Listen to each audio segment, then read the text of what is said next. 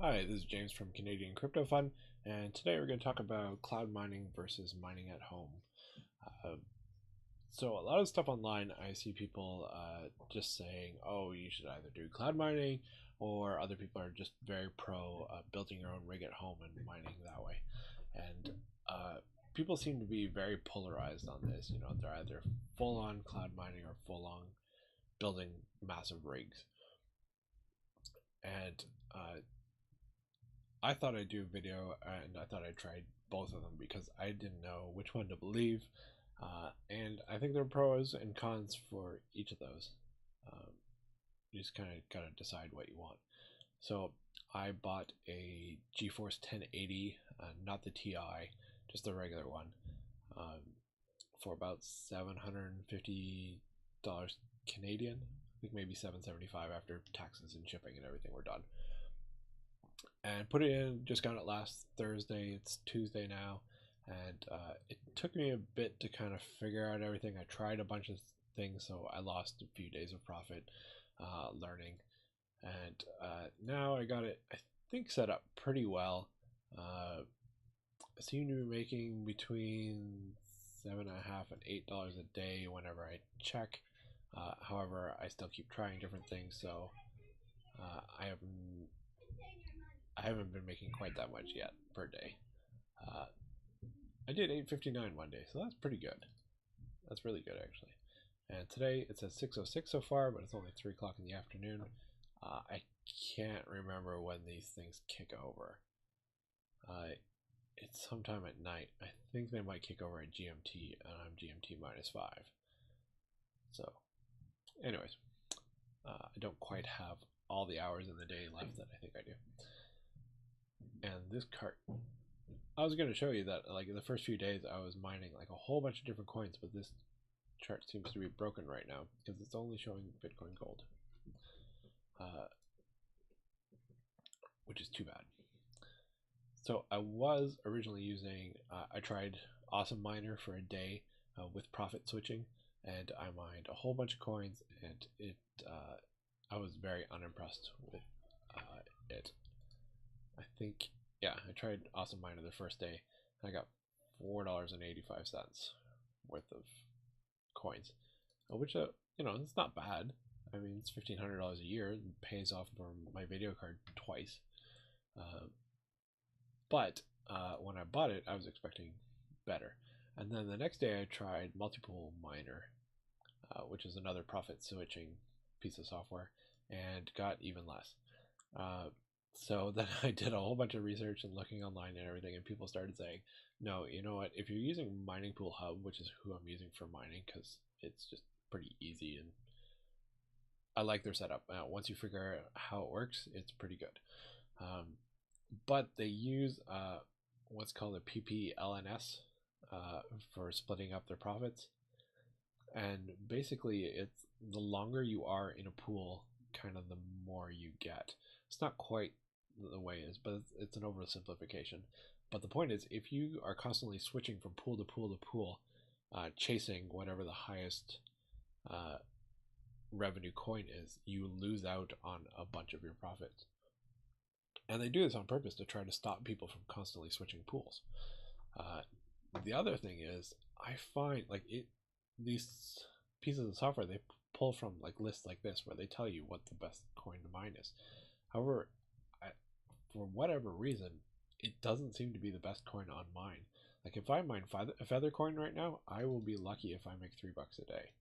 Uh, it's terrible. So I've been sticking to Equihash because that seems to be safe, and I don't switch unless like one of these is significantly higher. Like it's got to be like a zero point 0.6 normalized profit, which is just kind of like a sliding scale of profitability. Like if this is at a 0.56 and this one also sudden jumps up to a zero point 0.7, then I'll switch. I'll open up my Awesome Miner and just right click switch pool and pick the pool I want, and it'll switch over. It takes a couple seconds. You don't really lose that much, and away it goes. And then yeah, the profit per day usually jumps up. By the way, if you're using Awesome Miner, this profit per day is a lie. Don't trust it. It's not going to do that. but it can be helpful to just kind of use it as a scale. Just don't count it as dollars, even though there's a dollar sign there, or that you're going to lose like, I don't know, 10-20% of it, just because it's not a very good estimate. I more look at it as like, okay, well, if this drops below like 8, then maybe I should go check my mining pool and see if there's a better thing to mine. Anyways, so that's what I've been doing with mining at home. If this works out, if I actually keep making this much, I'm hoping a little bit more, because I'm still keep messing around and playing stuff, and you still have this FUD that is fear, uncertainty, and doubt, thinking that, oh no, maybe I should be trying this, or maybe I should try this, and somebody will say something on Reddit and you're like, oh, I haven't tried that yet, and you'll try it and it's crap usually. But I'd be happy if it stays here at $2,700. I mean, it'll cost me $500 in electricity, but that's okay. It still leaves me with $2,100, which means I can buy what, 2, 3, almost 3 more cards. Probably 3, because they'll drop in price over time, hopefully, if they don't keep going up. So yeah, which means more profits next year, assuming that we're still mining and it's still profitable. So that's what I've been doing mining at home. I'm using Awesome Pool Miner. You got a bug. I'm using Awesome Pool Miner, but I'm not using the profit switching. I'm just using it to manage my own miner, because it's just easier that way. And then I'm also doing a whole bunch of cloud mining. So I haven't quite put the same amount in. I put about $775 into mining at home. Here I only have about $669 invested, but this is US, so yeah, it probably is about the same. Pretty close anyways. And I have some bad investments in here because I did not know what I was doing. Everyone told me to sign up for Genesis Mining, but of course Genesis Mining is closed. They're not taking any new orders except for Monero, which is not worth it. Hashflare is pretty good. The gains have been like 0.7 per day. That's pretty decent. Minergate has been terrible. I mean, its gains are only 0.16, which, I mean, still on an investment is pretty good. I can't really complain about that. It's just in the Bitcoin world where there's so much risk, it's not worth it. BitConnect's been doing better, 0.8% gains per day. But Cryptera is my new favorite because it's 1.51% gains, and that's insane. If you're looking at cloud mining, I would highly suggest Cryptera. It has low fees. It's got no maintenance fees right now. There are some pool fees, but you can't get away from them. Anyways, whether you're mining at home or cloud mining, you still have pool fees. But they have no maintenance fees, so it means you're not paying for electricity or them setting up or anything like that. The other thing is, like, you buy and it's instantly going pretty much, which is pretty cool. The other strange thing is right now, because Ethereum's so high, Ethereum's actually doing better.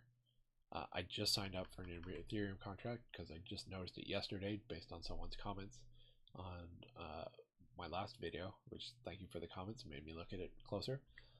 Everywhere else, Ethereum has been not as good as Bitcoin, but Cryptera right now, at least, because the Ethereum price is so high, it's doing amazingly well. And you can get in for pretty cheap, like $30 is the smallest contract, which is pretty nice. Then you can roll it over again every time you get $30, so that's pretty good.